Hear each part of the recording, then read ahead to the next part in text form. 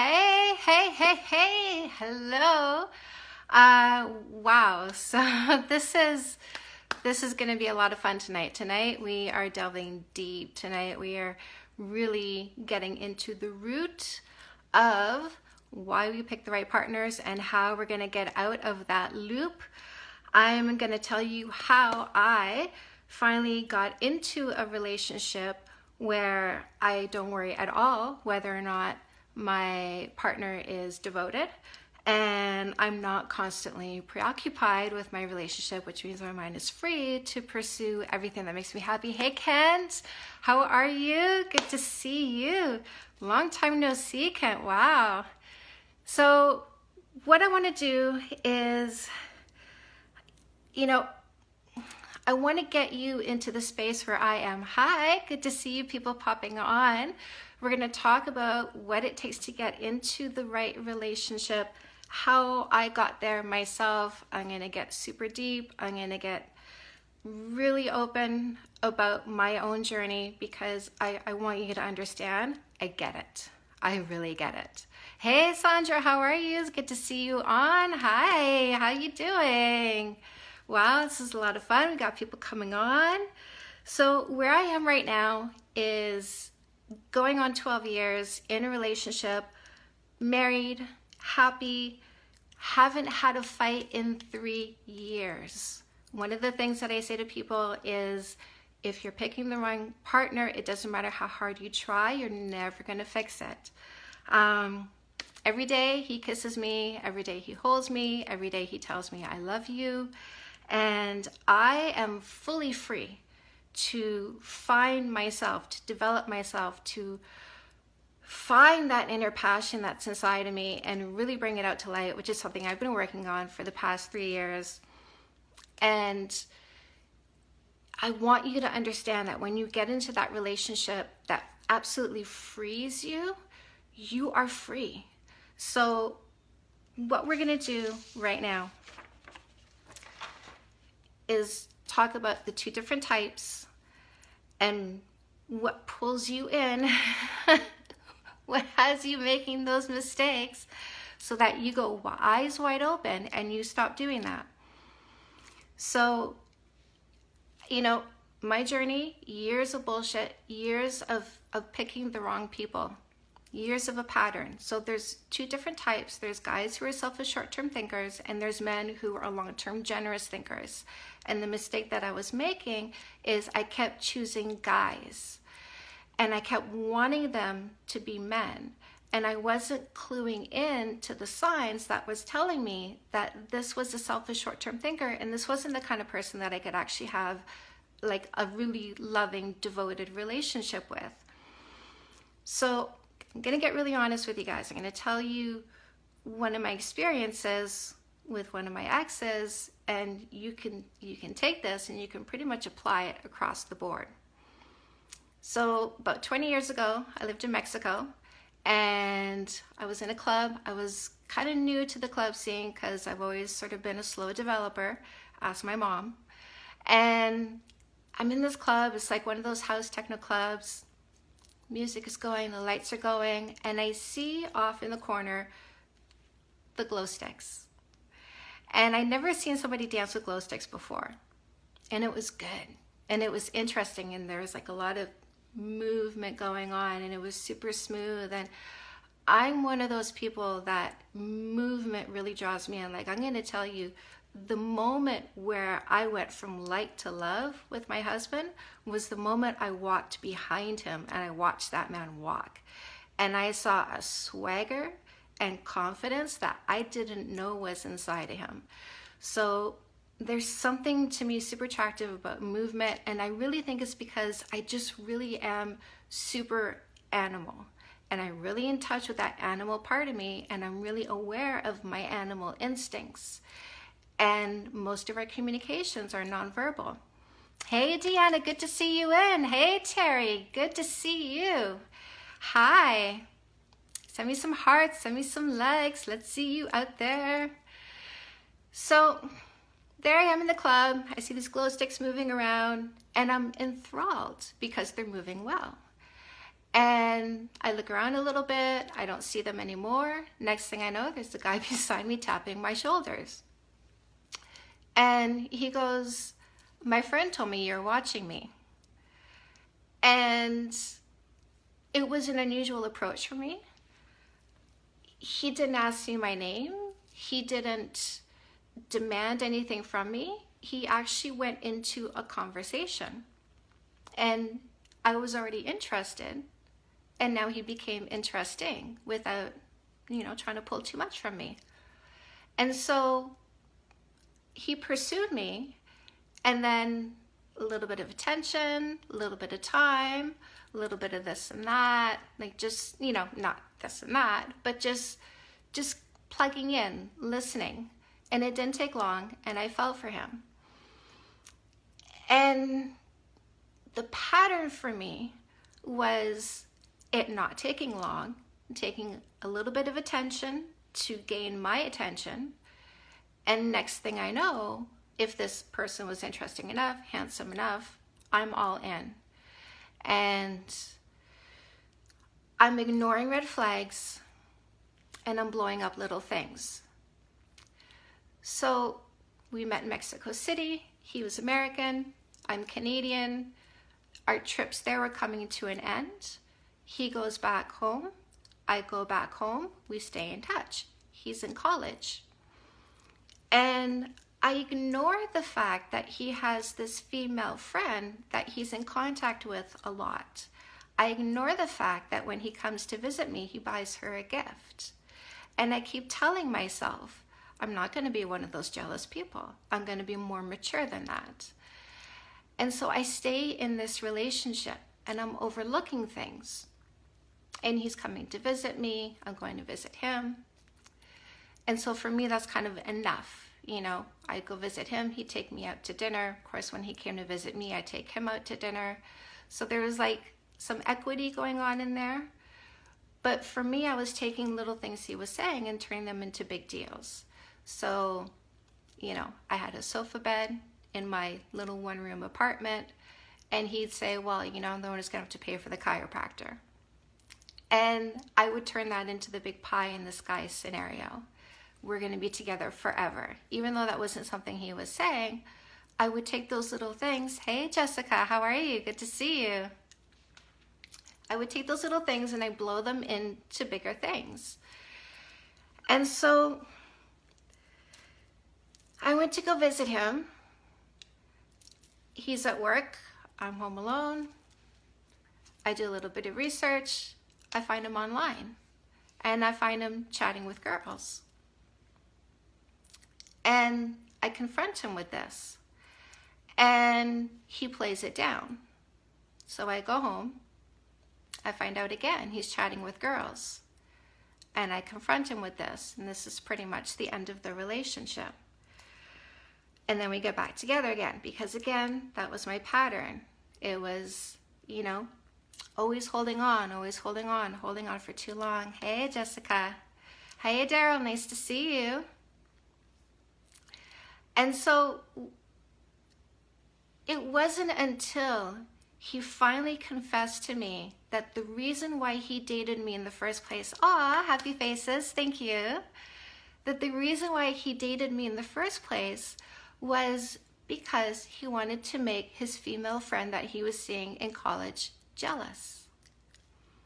And for me, that really was the absolute end. Like, that was it for him.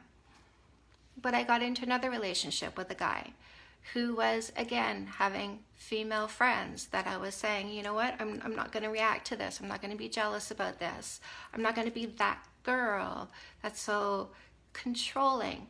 Even though he would say to me whenever I'd go out for coffee with a male friend, oh, so you're going to go see your wanna fuck you buddy? He would get up first thing in the morning, he'd get online, he'd chat with his female friends. He'd come home from school. I know, I got a little angry face. He'd come home from school, get right online, chat with his female friends until bedtime, and then repeat the whole thing over again. And still I held on.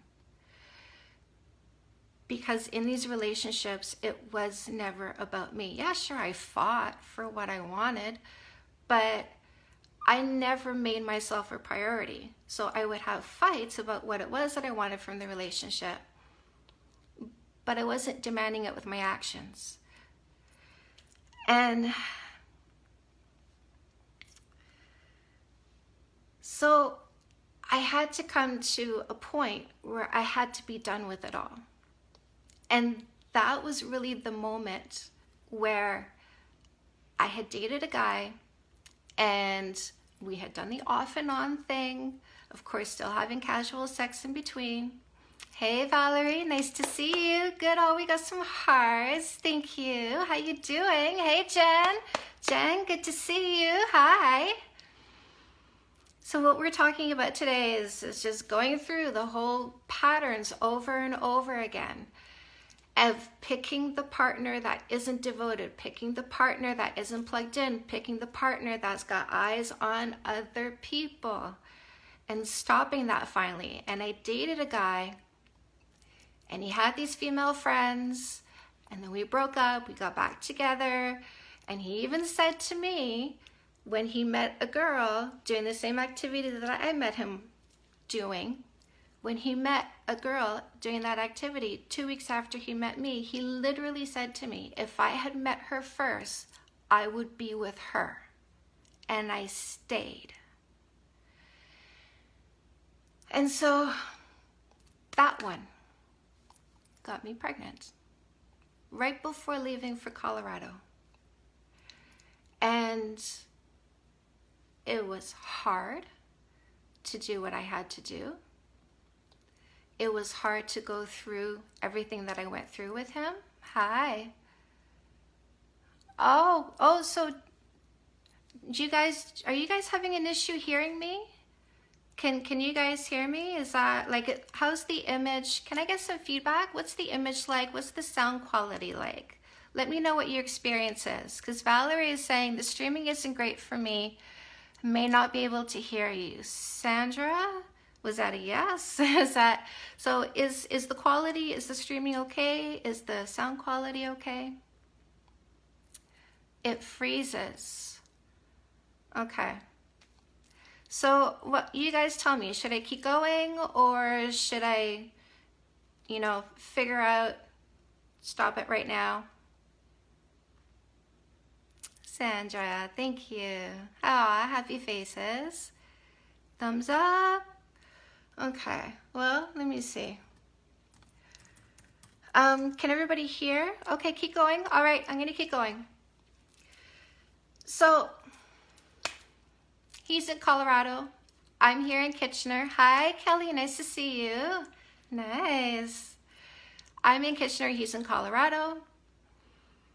He's made it abundantly clear that there's no room for me there. Before he left, I said to him, I can go with you, even though we were doing that off and on because my freaking pit bull syndrome kept me holding on to something that was wrong for me.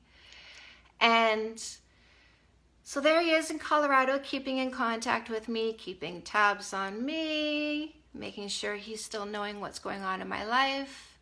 I start hanging out with another male, and the moment he finds out that I am, he says these words to me on the phone. I was going to ask you to come here and be with me. And this is what I did. I don't know if I'm going to be able to do it in the same way. I've been meditating for 3 years, so I'm a lot more calm now. But I literally yelled into the phone, "That's not fair. That's not fair." And I was angry. I was so angry. That's not fair. Hung up the phone because, 20 years ago they were on walls. That's not fair. Hung up the phone. Turned around in my kitchen. Raised my arms up to the sky. I did this. No more assholes. I was done. Then I met my first husband. So not an asshole. Best man you could ever meet. I had no doubt of his commitment. I have no doubt of his devotion. He was the safest thing, safest environment, the safest place, the safest person. Hello, Roberto. Safest everything I'd ever experienced. I had never in my life felt so safe. And he taught me how to not fight. Like literally, whenever there would be a raising of the voice, he would leave the room, and I'd be like, I'm alone. There's no fighting. Who am I going to fight with? And I actually learned that with him, how to leave a room. Oh, we got some hearts. How to leave a room when there was an escalation of negative emotions. And I proposed to him because I didn't want that feeling to end. I needed that space that he could offer. And he gave it to me. And we were together for 5 years. And it was a great relationship, but it lacked intimacy. And when there's a crack in the foundation, it makes it hard for the house to withstand a really strong storm. And ultimately, that lack of intimacy had us sleeping in separate bedrooms for years, literally. And, enter my second husband, who pulled me out of that safe space into something that took a little bit more courage to step into. But because I was married when I met him, that journey started with me resisting my impulses. So I want to ask you this. I want to ask you a question. Have you ever experienced something like this? Have you ever found yourself over and over again, the same scenario with some variances, but different people, getting in the wrong relationship, staying in the wrong relationship for too long, ultimately leaving that relationship, feeling like you left a piece of yourself behind, feeling like you missed an opportunity to figure yourself out, feeling like no matter how hard you tried, you couldn't make it work, and the only reason you left is because you just gave up, because there was no more fight left. Have you found yourself feeling that way? And just having that moment where you're like, no more. Like, I can't do this anymore. So I have a solution for you. I know how you can get yourself out of that. By the way, it's Friday. Let's have some vino, ladies. And gentlemen, we cannot ignore the men that are out there. By the way, ladies, please tell everybody, there are so many good men. I see them all the time. They show up at my book signings, and you know what their question is? Why can't I find somebody? And I always say to them, I am so sorry, because I know why, because they're doing what I did. They're stuck in dead-end relationships for 2 years at a time, usually, and they're pitbulling the wrong people, so they're not available for the right people. So anyway, please let your friends know there's a lot of good men. I'm going to teach you how you can be available for them so that they can find you, you can find them, and you can have the kind of relationship that I have right now, which is, hey Roberto, thank you for the heart, which is long, right? 12 years, which is established, which is devoted. Jessica, off to my friends to drink some rosé. Have some for me, girl. Like there's no doubt that you work together, that you work well together. There's your mind is free because you're not fighting, because there's nothing to fight about, because you figured everything out and you're oh so peaceful. And because your mind is so free, you get to finally say, what about me? What about me? What about who I am? What about what do I need?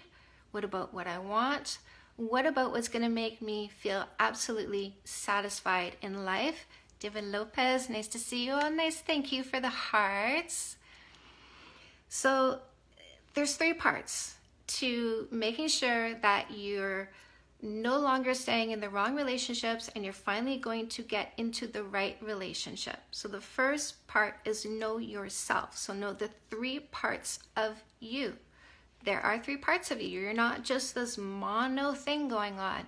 There's your biological animal. This is your drives and impulses. This is all the chemical makeup that's going on inside your body that creates those things that you call emotions. So, this rush whenever you hug somebody, or that forgiveness that happens when you hold them after a fight. That's oxytocin. It makes you feel warm and fuzzy and slightly forgetful. Hi, Gary. Good to see you. Send me some hearts. Send me some likes. Send me some little smiley faces. So knowing your three parts, your biological animal, which is your drives, your impulses, this is the part of you that Mother Nature wove certain aspects in to make you want to procreate, because you are a vehicle for your DNA. Thank you. You're a vehicle for your DNA.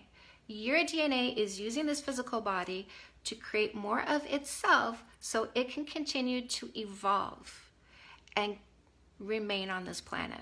So it's driving you, it's driving your impulses, it's driving your direction. It's telling you that person is attractive, I want to get closer, which attractiveness, by the way, is symmetry, and symmetry means your genes are in order. It's that rush whenever you touch. It's the dopamine that happens every time you see each other smile. When you smile, those little lines that crinkle around your eyes send a signal to your brain that you just had a happy thought, and your brain releases dopamine. When you see somebody else smile, your brain releases dopamine. There's all these chemical drivers that make you want to be in someone else's vicinity so you can get closer, so you can get closer. So knowing that you have this biological animal that's driving you, knowing that brings you up to the second part of you, and that's your logical mind. You can use your logical mind to circumvent your biological animal, to resist your impulses. Now, once you know that you can resist your impulses and make decisions that are different from your drives, which means that you can now start deciding to do things that are actually better for you than what you were doing, then you can use my third step, which is no kissing for 3 months. Yeah, I just heard that. What? No kissing for 3 months? What, are you crazy? Nobody's gonna wait 3 months for a kiss. No. That's what you think. That's not reality. There are people who won't wait 3 months for a kiss, and those are the guys. Those are the selfish short-term thinkers. If I had waited 3 months for a first kiss, those ones that I had spent so much time with and lost myself with would not have made it to a first kiss. And that first kiss is what messes you up, ladies. It is, yes, Gary, it is what messes you up. Gary goes, yep. It's what messes you up. So let me tell you what happens with that first kiss, because there's a rush to it, isn't it? And it's psychological, it's subconscious, it's woven into you. It's a cultural rule that when you date, you kiss on the first, second, or third date. Here's the thing though, who made that rule up? And who benefits from that rule? Let me tell you why you don't. Everybody's lip secretes a chemical, including yours, including everybody around you. That chemical doesn't do anything to you until it comes in contact with another set of lips. Then you kiss and you create a combination. That combination is an aphrodisiac. It's phenylethylamine. Now, aphrodisiac is aphrodisiac. It's going to excite you both. But in addition to the aphrodisiac, in your mind, what that chemical does is tell you you've done a vetting process and it's now time to procreate. So ladies, I want you to think about something for a second. I want you to think about your fertility cycle. I want you to think about your period. It turns off and then it comes back on, right? You know, if you're doing the rhythm method, you know there's a select number of days when that egg is going to be fertile and ready and available to make that baby. So your fertility cycle turns off. Male fertility, I'm going to let you think about that for a second. 24/7. What does that mean? What does it mean? When you look at how we function, what does it mean? Your cycle turning off means Mother Nature designed you to observe behavior before selecting a mate. She gave you time and space. She made men ready to plant that seed when you chose him. So not kissing for 3 months is natural. Kissing right away is not natural, not if you're looking for a long-term relationship, because you don't have time to observe behaviors before your brain goes nuts. When you meet somebody new, you will release an excess amount of dopamine and oxytocin. It is a given. It happens when there's newness in a relationship. When you add phenylethylamine to that chemical cocktail, you just blew your frickin' mind. You blew the roof straight off this whole process, because now your body is telling your brain, I chose the right partner. So no kissing for 3 months is what's going to stop that communication from happening, which means you're going to create, hey, Heidi, right? Good to see you on. Good to see you on. It's been so long. And so not kissing for 3 months is what gives you that time and space that Mother Nature told you you should have. And it allows you to observe behaviors before choosing a partner. Will people drop off? Yes. The selfish short-term thinkers will. Will people stay? Yes. The ones who are looking for a long-term relationship, the ones who know 1 marshmallow now or 2 marshmallows later, the ones who are choosing those 2 marshmallows later is looking for somebody who's also waiting for 2 marshmallows later instead of eating 1 marshmallow now. And so when you say to them, I like you, I want to see where this goes, but I don't kiss anybody I don't know because it's going to make me think I committed to somebody I know when actually I didn't. You're going to make sense, because you're going to lay down the science. And please, you need to go buy my book, No More Assholes, because I teach you exactly how to lay down that science step by step. I teach you how to go through the whole dating process step by step, from even getting over a breakup. Like if you're still kind of spinning on the last partner and you're trying to get yourself out of those blues so that you can get into the next relationship, I start there. And then I lead you up to getting into that right relationship. So calming your mind, approaching people instead of waiting for them to approach you, so that you're not just choosing from the ones that are choosing you. You know, what is the script when you have that conversation, when you tell them what it is that your intent is, that you're not dating to play around, that you're actually looking for somebody long term. I really walk you through that, because it's easy to lose the right person if you don't do this right. And it's way too easy to stay with the wrong person if you don't do this at all, right? So here's what I want you to do, because I'm going to lay out a whole lot of free resources for you. I got some Facebook groups going on. I want you to come on. I want you to learn what I have to teach. I'm giving away, where is it? I give away one of my books, Fake Love Need Not Apply, is actually free when you sign up for my mailing list. So you're gonna go, if you're in a relationship, I want you to join my Relationship Challenge 2018 group on Facebook. And if you're single, I want you to join my Dating Coach for Soulful Babes group on Facebook, okay? And go to my website, candacedatingcoach.com or lovemaker.love. Sign up for my mailing list.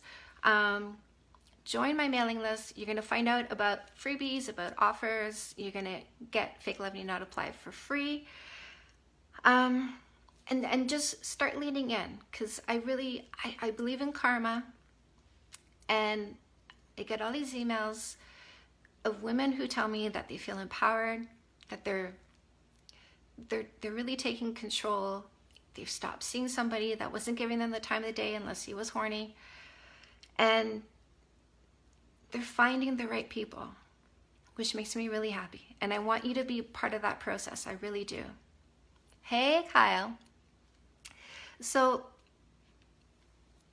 join my groups. Relationship Challenge 2018, if you're in a relationship. Dating Coach for Soulful Babes, if you're single. This is a brand new group, by the way. The Relationship Challenge, that one's been going on for a little while now. The Dating Coach for Soulful Babes, that one is brand spanking new. Both of those groups, I'm going to be giving you targeted advice. I'm going to be doing live feed videos for you. Hey, Anna. And I'm going to answer your questions. I'm going to help walk you through the process that I went through, from making sure I wasn't getting with the wrong guys anymore. Thank you for the hearts. To making sure that I was making it work with the right one, because, finding the right partner is only half the battle. You got to unload your baggage. You got to get rid of the stuff that you've been lugging around. You got to get rid of your activity. You have to get rid of your will to fight. I teach you how to do all that. So again, Relationship Challenge 2018, if you're in a relationship, Dating Coach for Soulful Babes. If you're single, you're going to find them probably off my Facebook page, Chantal Heide, Canada's Dating Coach. I want you to go to my website, canadasdatingcoach.com or lovemaker.love. And you're also going to find me on Instagram, on Twitter, on YouTube, on iTunes. If you don't have iTunes, you can find me on Podbean, Podbean. You can download my podcast from there and go buy my books on Amazon. So you do a little recap of the books. I got 7 now. So Dating 101, getting it right before you get it wrong. Mothers, dads, I wrote this for your teens. You need to buy this for your teens. If they don't understand basic human behavior going into the dating world, they're going to make mistakes. And they're not teaching about kissing in school. They're not teaching about what happens, how it changes your mindset, phenylethylamine, especially what it does to girls. Girls need to know this. They need to know what they're deciding on when they kiss, because it makes a difference. Comeback Queen, if you're getting over a breakup, this is the book that's going to help pull you out of the blues and get you into the next phase, which is no more assholes.